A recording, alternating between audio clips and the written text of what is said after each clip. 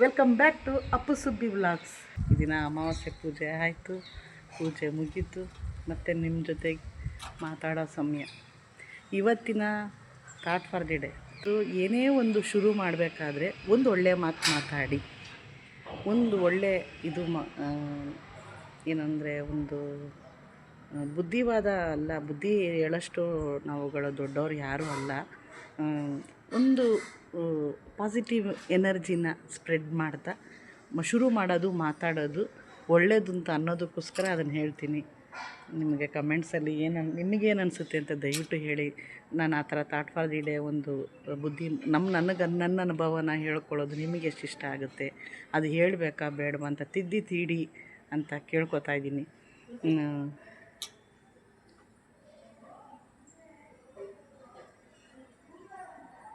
ಯಾರೋ ಕರೆದಂಗಾಯಿತು, ಯಾರೂ ಇಲ್ಲ. ಅಪ್ಪು ಇಂಟ್ರಿಗೆ ಹೋಗಿದ್ದಾನೆ. ಮೇ ಬಿ 2-3 ಡೇಸಲ್ಲಿ ಯಾವುದಾದ್ರೂ ಒಂದು ಸರಿ ಮಾಡ್ಕೊಂಬಗನೆ. ನೆಕ್ಸ್ಟ್ ಮಂತಿಂದ ಭಾಳ ಕಷ್ಟ ಆಗುತ್ತೆ. ಈ ತಿಂಗಳು ಹಾಗೋ ಹೀಗೋ ಹೇಗೋ ಮ್ಯಾನೇಜ್ ಮಾಡಿದ್ದೀನಿ, ಮತ್ತು ಆಗಲ್ಲ ಅಂತ ಹೇಳಿದ್ದೀನಿ. ಸೊ ಅವನು ಇಂಟ್ರಿಗೆ ಹೋಗಿದ್ದಾನೆ. ಸಂಜೆ ಬಂದಾಗ ವಿಷಯ ಗೊತ್ತಾಗುತ್ತೆ ಏನಾಯಿತು ಎಷ್ಟಾಯಿತು ಅಂತ. ಮತ್ತು ಬರೋ ಟೈಮ್ ಆಗೋಯ್ತು. ಅವನು ಹೋದಾಗ ಒಂದು ಸ್ವಲ್ಪ ಕೆಲಸಗಳು ಮಾಡ್ಕೋಬೋದು, ಆಮೇಲೆ ಕೆಲಸ ಮಾಡ್ಕೊಳ್ಳೋದು ಸ್ವಲ್ಪ ಕಷ್ಟ ಆಗುತ್ತೆ. ಯಾಕೆಂದರೆ ತುಂಟ ಆಗಿಬಿಟ್ಟಿದ್ದಾನೆ, ಸಖತ್ತು ತುಂಟ ಆಗಿಬಿಟ್ಟಿದ್ದಾನೆ. ಆಮೇಲೆ ನಿನ್ನೆ ಡೇ ಚೆನ್ನಾಗಿರಲಿಲ್ಲ. ಬೆಳಗ್ಗೆ ಎದ್ದರು ದೇವ್ರ ಹತ್ರ ಪ್ರತಿ ದಿನ ಬೇಡ್ಕೊಳ್ಬೇಕು. ಫಸ್ಟು ಬೆಳಗ್ಗೆ ಎದ್ದ ತಕ್ಷಣ ಭಗವಂತ ಈ ದಿನ ಚೆನ್ನಾಗಿರಲಪ್ಪ, ಚೆನ್ನಾಗಿಟ್ಟಿರೋ ತಂದರೆ ಯಾರ ಮನಸ್ಸು ನಮ್ಮಿಂದ ನೋವಾಗದೇ ಇರೋಂಗೆ, ಅವರಿಂದ ನಮಗೆ ನೋವಾಗದೇ ಇರೋಂಗೆ ಕಾಪಾಡೋ ಭಗವಂತ ನೋಡ್ಕೊ ತಂದೆ ಅಂತ ಕೇಳ್ಕೊಬೇಕು. ಏಕೆಂದರೆ ಹರ್ಟು ನೋವು ಸಾಕಾಗಲ್ಲಪ್ಪ, ತಡ್ಕೊಳಕ್ಕಾಗಲ್ಲ. ಈ ನೋವುಗಳನ್ನ ನಮ್ಮ ಏಜಿಗೆ ತಡ್ಕೊಳಕ್ಕಾಗಲ್ವೋ, ಇಲ್ಲ ನಾವೇ ಅಷ್ಟೊಂದು ಪೇಯ್ನ್ ಮಾಡ್ಕೊತೀವೋ ಏನೋ ಒಂದು ಅರ್ಥನೇ ಆಗಲ್ಲ. ಈ ದಿನ ಚೆನ್ನಾಗಿರಲಿ, ಚೆನ್ನಾಗಿದೆ ಅಂತ ನಮ್ಮನ್ನು ನಾವೇ ಏನು ಖುಷಿಯಾಗಿ ನಮ್ಮನ್ನು ನಾವೇ ಇಟ್ಕೋಬೇಕು. ಇಲ್ಲದೆ ಹೋದರೆ ನಮ್ಮ ಈ ಆತ್ಮನ ನೋಯಿಸೋದು ಎಷ್ಟು ಮಟ್ಟಕ್ಕೆ ಸರಿ, ಪಾಪ ಅದೇನು ಹೇಳಲ್ಲ ಅಂತ. ನಮ್ಮ ಆತ್ಮನ ಯಾಕೆ ನಾವು ಅಷ್ಟು ನೋಯಿಸ್ಬೇಕು, ಅದನ್ನು ಖುಷಿಯಾಗಿ ಇಟ್ಕೊಳ್ಳೋಣ ಅಂತ ಹೇಳ್ತಾ ಇದನ್ನು ಶುರು ಮಾಡ್ತಾಯಿದ್ದೀನಿ. ಮತ್ತು ನಿಮಗೆ ಅಪ್ಡೇಟ್ ಮಾಡ್ತಾಯಿರ್ತೀನಿ. ನೀವು ಹೀಗೆ ಮಾಡಿ ಅನ್ನಿ ಹಾಗೆ ಮಾಡ್ತೀನಿ, ಆ ಥರದ್ದೇನು ತಲೆ ಕೆಡಿಸ್ಕೊಳ್ಳೋದಿಲ್ಲ. ಯಾಕೆಂದರೆ ಕಲಿಯೋದು ವಯಸ್ಸಿಗೆ ಹೆಂಡಿಲ್ಲ ಅಲ್ವಾ. ನಾವು ಕಲಿಯೋದು ಎಲ್ಲಿವರೆಗೂ ಇರುತ್ತೋ ಅಲ್ಲಿವರೆಗೂ ನಾವು ಕಲಿತಾನೇ ಇರ್ತೀವಿ. ಸೊ ಕಲಿತಾನೇ ಇರೋಣ ಅಂತ ಹೇಳಿ ನಾವು ಯಾವುದು ದೊಡ್ಡ ಮಹಾನ್ ವ್ಯಕ್ತಿಗಳಲ್ಲ, ನಾವು ಸಾಧಾರಣ ವ್ಯಕ್ತಿಗಳೇ ಅಂತ ಹೇಳ್ತಾ ನಮ್ಮ ಸ್ಟಾರ್ಸ್ಗಳ ಜೊತೆಗೆ ಸದಾ ಹೀಗೆ ಇರ್ತೀನಿ. ಹಾಯ್, ನಾನು ಇವತ್ತು ಇಂಟರ್ವ್ಯೂಗೆ ಹೋಗಿದ್ದೆ. ಇಂಟರ್ವ್ಯೂಗೆ ಹೋಗಿ ಫೇಲ್ ಆಗಿಬಿಟ್ಟೆ ಇಂಟರ್ವ್ಯೂ ಇವತ್ತು. ಏನು ಹೇಳ್ತೀರಾ, ಅದು HR ರೌಂಡಲ್ಲಿ ಸೆಲೆಕ್ಟ್ ಆಗಲಿಲ್ಲ. ನಾನು ಏನು ಇಷ್ಟ ಅಂತ ಗೊತ್ತಿಲ್ಲ. ಅವ್ರು ಅಲ್ಲ, ಅವ್ರು ನಾನು ಬಂದ್ಬಿಟ್ಟು ನೀವು ಸೆಲೆಕ್ಟ್ ಆಗಲಿಲ್ಲ ಅಂತ ಅಂದರು. ಸರಿ ಆಯಿತು ಅಂತ ಬಂದೆ ನಾನು. ಇನ್ನೇನು ಇವತ್ತು ಥಾಟ್ ಫಾರ್ ದಿ ಡೇ ಹೇಳೋದು ಮರ್ತುಬಿಟ್ಟೆ. ನೀವು ಸುಬ್ಬಿಯಮ್ಮ ಕಡೆಯಿಂದ ಒಂದು ಥಾಟ್ ಫಾರ್ ದಿ ಡೇ ಅಂತಂದರೆ ಸುಭಾಷಿತ ಏನು ಅಂತಂದರೆ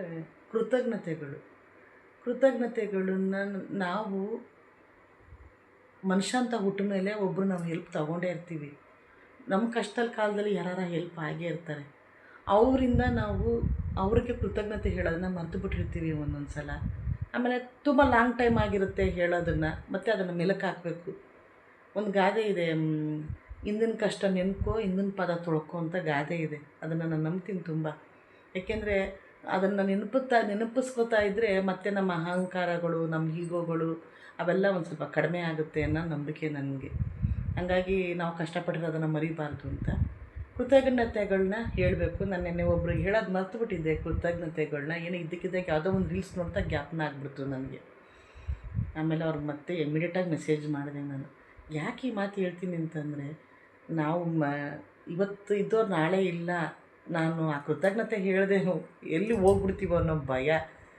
ಕೃತಜ್ಞತೆ ಅಟ್ಲೀಸ್ಟ್ ಒಂದು ಥ್ಯಾಂಕ್ಸ್ ಹೇಳಿ ನಮ್ಮ ಗುರ ಮಾಡ್ಕೊತ ಅವ್ರಿಗೆ ಒಂದು ಲವ್ ಶೇರ್ ಮಾಡ್ದಂಗೆ ಆಗುತ್ತೆ ಅಲ್ವಾ. ಹೌದು, ನಾವು ಮಾಡಿರೋದಕ್ಕೆ ಒಂದು ಕೃತಜ್ಞತೆ ಹೇಳಿದ್ರೆ ಮನುಷ್ಯನಿಗೆ ಅಷ್ಟೇ ಸಾಕು. ಯಾರು ನೀನು ಮಾಡಿ, ನಾನು ಮಾಡಿದ್ದೀನಿ ನೀನು ಮಾಡು ಅಂತ ಯಾರೂ ಹೇಳಲ್ಲ. ಅಟ್ಲೀಸ್ಟ್ ಒಂದು ಥ್ಯಾಂಕ್ ಯು ಹೇಳೋಣ, ಹೇಳಬೇಕು, ಖಂಡಿತ ಹೇಳಿ. ಇಂಥ ಕಷ್ಟದಲ್ಲಿ ಆಗಿದ್ದೀರಾ, ತುಂಬ ಥ್ಯಾಂಕ್ಸ್ ಅಂತ ಹೇಳಿದ್ರೆ ಅವ್ರಿಗೂ ಖುಷಿಯಾಗುತ್ತೆ, ನಮಗೂ ಹಗುರ ಆದಂಗೆ ಆಗುತ್ತೆ ಅಂತ ಇವತ್ತಿನ ಥಾಟ್ ಫಾರ್ ದಿ ಡೇ. ಮತ್ತು ಇವತ್ತಿನ ಕಮೆಂಟ್ಸ್ಗಳಿಗೂ ಸುಬ್ಬಿ ಅಮ್ಮನ ಹತ್ರ ಗಲಾಟೆ ಮಾಡಿದ್ದಾರೆ ಸ್ವಲ್ಪ ಕಮೆಂಟ್ಸಲ್ಲಿ. ಲಾವಣ್ಯ ಪವನ್ ಅನ್ನೋರು ನನಗಿನ್ನ 3 ವರ್ಷ ಚಿಕ್ಕವರಂತೆ. ಅವ್ರಿಗೆ ಸುಬ್ಬಿ ಅವರೇ ಅಂತ ಕರೆಯೋದಕ್ಕೆ ಇಷ್ಟ ಇಲ್ವಂತೆ. ಸುಬ್ಬಿ ಅಮ್ಮ ಅಂತಲೇ ಕರಿತೀನಿ ನಾನು, ದಯವಿಟ್ಟು ತಪ್ಪು ತಿಳಿಬೇಡಿ, ಸಾರಿ ಅಂತ ಕೇಳಿದ್ದಾರೆ. ಖಂಡಿತ ಇಲ್ಲ ಲಾವಣ್ಯ ಅವರೇ, ನಾನು ನಿಮ್ಮ ಪ್ರೀತಿಗೆ ಅರ್ಹಳ ಅಂತಲೇ ಯೋಚನೆ ಮಾಡ್ತೀನಿ. ಆ ಅಮ್ಮನ ಪ್ರೀತಿಗೆ ಅರ್ಹಳ ಅಂತ ಖಂಡಿತ ತಾಯಿ ಪ್ರೀತಿ ತೋರಿಸೋದಕ್ಕೆ ಏಜ್ ಬೇಕು ಅಂತ ಏನೂ ಇಲ್ಲ. ನೀವು ಹಾಗೆ ಸ್ವೀಕರಿಸ್ತೀರಾ ಅಂತಂದರೆ ನನ್ನಂಥ ಪುಣ್ಯವಂತಳೇ ಇಲ್ಲ. ಥ್ಯಾಂಕ್ ಯು ಸೋ ಮಚ್ ನೀವು ಆ ಸ್ಥಾನ ಕೊಟ್ಟಿದ್ದಕ್ಕೆ. ನೀವು ಹಾಗೆ ಕರೆಯೋದೇ ನನಗೂ ತುಂಬ ಇಷ್ಟ ಆಗುತ್ತೆ ಅಂತ. ಆಮೇಲೆ ಭೂಮಿಕಾ ರಾಜು ಅವರು ನನಗೆ ಪಾಪ ಒಂದು 3 ಡೇಸಿಂದ ಕಮೆಂಟ್ ಮಾಡಿದ್ದಾರೆ. ನಾನು ಸರಿಯಾಗಿ ನೋಡ್ಕೊಳ್ಳಿಲ್ವೋ ಏನೋ, ಸಾರಿಮ್ಮ. ಅವರು ಅಪ್ಪುಗೆ ಒಂದು ಜಾಬ್ ಇದೆ, ನಾನು ಹೋಗ್ತಾ ಇರೋದು, ಅನುಕೂಲ ಇದೆ, ಬಟ್ ಶಿಫ್ಟ್ ಇದೆ ಅಂತ ಹೇಳಿ ಒಂದು ಹೆಲ್ಪ್ ಮಾಡಿದ್ರು. ಬಟ್ ಅದನ್ನು ಯಾವುದೂ ನೆಗ್ಲೆಕ್ಟ್ ಮಾಡಿದೆ. ನಾವು ಅದನ್ನು ತಗೊಂಡಿದ್ದೀವಿ. ಪಾಪ ಅವ್ರ ನನ್ನ ಫೋನ್ ನಂಬರ್ ಕಳಿಸ್ಕೊಟ್ಟೆ, ಮತ್ತೆ ನನಗೆ ಕಾಲ್ ಮಾಡಿ ಮಾತಾಡಿದ್ರು. ಅಪ್ಪುದು ತಗೊಂಡಿದ್ದಾರೆ, ನಾಳೆ ಹೇಳ್ತೀನಿ ಅಂತ ಹೇಳಿದ್ದಾರೆ.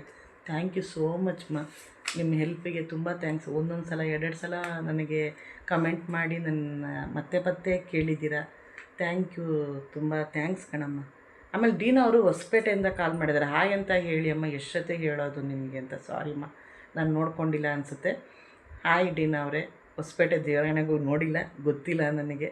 ನಿಮ್ಮ ಹೊಸಪೇಟೆ ಹೇಗಿದೆ, ನೀವು ಹೇಗಿದ್ದೀರಾ, ನಿಮ್ಮ ಆರೋಗ್ಯದ ಕಡೆ ಗಮನ ಕೊಡಿ ಅಂತ ಹೇಳ್ತಾ ಮತ್ತೆ ಹಾಯ್ ಹೇಳ್ತಾ ಇದ್ದೀನಿ. ಮತ್ತು ಸಂಜನಾಸ್ ಅವರು ಕನ್ಸಲ್ಟೆನ್ಸಿ ಡೀಟೇಲ್ಸ್ನ ಕಳಿಸ್ಕೊಡಿ, ನಿಮಗೆ ತೊಂದರೆ ಇಲ್ಲದೆ ಹೋದರೆ. ಜಾಬ್ ಬಗ್ಗೆ, ಅಪ್ಪು ಬಗ್ಗೆ, ನೀವು ಅಪ್ಪು ಮೇಲೆ ಇಟ್ಟಿರೋ ಪ್ರೀತಿ, ಒಂದು ಹೆಲ್ಪ್ ಮಾಡೋ ಮನುಷ್ಯತ್ವ, ಮಾನವೀಯತೆ ಇಟ್ಕೊಂಡಿರೋದು ನನಗೆ ಭಾಳ ಖುಷಿಯಾಯಿತು. ನಿಮ್ಮದು ನಂಬರ್ ಏನಾದರೂ ನೀವು ಇನ್ಸ್ಟಾಗ್ರಾಮಲ್ಲೋ ಇದರಲ್ಲೋ ನಮಗೆ ಕಳಿಸ್ಕೊಟ್ರೆ ಖಂಡಿತ ನಾವು ನಿಮ್ಮನ್ನು ಕಾಂಟ್ಯಾಕ್ಟ್ ಮಾಡ್ತೀವಿ ಅಂತ ಹೇಳ್ತಾ ಇದ್ದೀನಿ. ಆಮೇಲೆ ದೀಪಾ ಮೇಟಿ ಅನ್ನೋರು ಅಷ್ಟೇನೆ, ಅವರು ಸೇಮ್ ಜಾಬ್ಗೋಸ್ಕರನೇ ನಮಗೆ ಹೆಲ್ಪ್ ಮಾಡ್ತೀವಿ ಅಂತ ಮುಂದೆ ಬಂದಿದ್ದಾರೆ. Thank you so much. ಇದೆಲ್ಲ ಯಾರಿಗೆ ಸಿಗುತ್ತೆ? ನಮ್ಮ ಅಪ್ಪಗೊಂದು ಕೆಲಸ ಸಿಕ್ಕಲಿ, ನಮ್ಮ ಸುಬ್ಬಿ ಅಮ್ಮ ರಿಲ್ಯಾಕ್ಸ್ ಆಗ್ತಾರೆ, ನಾವು ಅಮ್ಮನಿಗೋಸ್ಕರ ಅಂತ ಹೇಳಿ ಕಮೆಂಟ್ ಮಾಡಿದ್ದೀರಾ. Thank you so much. ಆಮೇಲೆ ಸುಬ್ಬಿ ಅಮ್ಮ ಅಳಬೇಡಿ, ನೀವು ಸ್ಟ್ರಾಂಗ್ ಆಗಿದ್ದೀರಾ ಅಂತಲೂ ನನಗೆ ಹೇಳಿದ್ದೀರಾ. ಖಂಡಿತ ಇಲ್ಲಮ್ಮ, ನಿಮ್ಮ ಹತ್ರ ನಮ್ಮ ಫ್ಯಾಮಿಲಿ ಅಂತ ಹೇಳಿದಾಗ ನಿಮ್ಮ ಹತ್ರ ಮಾತಾಡ್ತಾ ಇರುವಾಗ ಒಂಚೂರು ಎಲ್ಲೋ ಎಮೋಷ್ನಲ್ ಆಗಿರ್ತೀನಿ, ಆವಾಗ ಒಂಚೂರು ಬಂದ್ಬಿಟ್ಟು ಎಮೋಷ್ನಲ್ ಆಗಿರ್ತೀನಿ. ಸೊ ಸಾರಿ ಅಂತ ಹೇಳ್ತಾ, ನಿಮ್ಮ ಸುಬ್ಬಿ ಅಮ್ಮ ಸ್ಟ್ರಾಂಗೇನೆ, ಇನ್ನೂ ಸ್ಟ್ರಾಂಗ್ ನೀವು ಮಾಡ್ತಾಯಿದ್ದೀರಾ. ಥ್ಯಾಂಕ್ ಯು ಸೋ ಮಚ್ ಅಂತ ಹೇಳ್ತಾ ಇದ್ದೀನಿ. ಈಗ ಕಮೆಂಟ್ಗಳಲ್ಲಿ ತುಂಬ ಕಮೆಂಟ್ಗಳು ಬಂದಿತ್ತು ಇವತ್ತು ಮಾತ್ರ. ಭಾಳ ಓದಿದ್ದೀನಿ. ಎಲ್ಲರೂ ಅಮ್ಮ ಒಳ್ಳೆಯದಾಗುತ್ತೆ, ಅಮ್ಮ ನಿಮಗೆ ಚೆನ್ನಾಗಾಗುತ್ತೆ, ಸರಿ ಹೋಗುತ್ತೆ ಅನ್ನೋ ಒಂದು ಧೈರ್ಯದ ಮಾತು ಹೇಳಿದ್ದೀರಾ. ಥ್ಯಾಂಕ್ ಯು ಸೋ ಮಚ್ ಯಾಕೆಂದರೆ ಈಗ ಯಾರಿಗೂ ಅಷ್ಟು ಬಿಡಿಬರಲ್ಲ. ಯಾರೋ ಒಬ್ರಿಗೆ ಸಮಾಧಾನ ಹೇಳೋದಕ್ಕೆ, ಯಾರಿಗೋ ಒಬ್ಬೊಬ್ರು ಇದು ಹೇಳೋದಕ್ಕೆ ಯಾರಿಗೂ ಟೈಮ್ ಇರೋಲ್ಲ. ಒಂಚೂರು ನಮಗೋಸ್ಕರ ಟೈಮ್ ಕೊಟ್ಟು ಹೇಳ್ತಾರೆ ಅಂದರೆ ಥ್ಯಾಂಕ್ ಯು ಸೋ ಮಚ್ ಅಂತ ಹೇಳ್ತಾ ನಮ್ಮ ಸ್ಟಾಫ್ಸ್ಗಳಿಗೆ ಕೃತಜ್ಞತೆಗಳನ್ನ ಹೇಳ್ತಾ ಇದ್ದೀನಿ. ಮತ್ತು ಅಡುಗೆ ಕೇಳಿದ್ದೀರಾ, ಖಂಡಿತ ಮೌಲ್ಯ ನಡೆಸ್ತಾ ಇರೋ ಪ್ರೋಮೋ ಬ್ಯಾಸ್ಕೆಟಲ್ಲಿ ನೀವು ಕೇಳೋ ಅಡುಗೆ ಎಲ್ಲ ನಾನು ವಿಡಿಯೋ ಹಾಕಿಸ್ತೀನಿ, ಹೇಳ್ತೀನಿ ಅಂತ ಹೇಳ್ತೀನಿ. ಆಮೇಲೆ ರಂಗೋಲೆ ಬಗ್ಗೆ ಡೀಟೇಲ್ಸಾಗಿ ಹೇಳಬೇಕು, ಅದು ಕೂತ್ಕೊಂಡು, ಯಾಕೆಂದರೆ ಸುಮ್ಮನೆ ರಂಗೋಲೆ ಬಿಟ್ಟು ನನಗೆ ಹೇಳೋಕ್ಕೆ ಇಷ್ಟ ಆಗಲ್ಲ. ಯಾಕೆಂದರೆ ಅದಕ್ಕೆ ಆದ ಬೆಲೆ ಕೊಟ್ಟು ನಾನು ಮಾಡಲೇಬೇಕು. ಹಾಗಾಗಿ ಅದ್ರ ಬಗ್ಗೆನೂ ನಾನು ಹೇಳ್ತೀನಿ. ಆಮೇಲೆ ಹೋಮ್ ಟೂರ್ ಬಗ್ಗೆ ಕೇಳಿದ್ದೀರ, ನನ್ನ ಅಡುಗೆ ಮನೆಯದು ಅದರದ್ದು. ಇನ್ನೇನೋ ಹಬ್ಬ ಬರುತ್ತೆ, ಕ್ಲೀನ್ ಮಾಡ್ಕೊಂಡಾಗ ಅದು ಒಂದು ದಿವಸ ಮಾಡಿ ತೋರಿಸ್ತೀನಿ ಅಂತ ಹೇಳ್ತಾ ಇದ್ದೀನಿ. ಮತ್ತು ಮಧು ಅವ್ರ ಮನೆ ಬಗ್ಗೆ ಟೂರ್ ಬಗ್ಗೆ ಕೇಳಿದ್ದೀರ. ಖಂಡಿತ ಅದನ್ನು ನಾನು ನಾಳೆ ಟ್ರೈ ಮಾಡೋಣ ಅಂತ ಇದ್ದೀನಿ. ಖಂಡಿತ ನೀವು ಹೇಳೋದನ್ನೆಲ್ಲ ನಾನು ಒಂದೊಂದಾಗಿ ಮಾಡ್ತೀನಿ. ಸ್ವಲ್ಪ ಕಾಲಾವಕಾಶ ಬೇಕಾಗುತ್ತೆ ನಿಮ್ಮ ಸುಬ್ಬಿ ಅಮ್ಮನಿಗೆ ಅಂತ ಹೇಳ್ತಾ ಈ ದಿನದ ವಿಡಿಯೋನ ಮುಗಿಸ್ತಾ ಇದ್ದೀನಿ. ಇಷ್ಟ ಆಗಿದೆ ಲೈಕ್ ಮಾಡಿ, ಶೇರ್ ಮಾಡಿ, ಕಮೆಂಟ್ ಮಾಡಿ, ಸಬ್ಸ್ಕ್ರೈಬ್ ಮಾಡೋದನ್ನ ಮರಿಬೇಡಿ, ಬೆಲ್ಲೈಕನ್ ಒತ್ತೋದನ್ನ ಮರಿಬೇಡಿ ಅಂತ ಹೇಳ್ತಾ ಈ ದಿನದ ವಿಡಿಯೋನ ಮುಗಿಸ್ತಾ ಇದ್ದೀನಿ. Bye bye, take care, love you all, bye.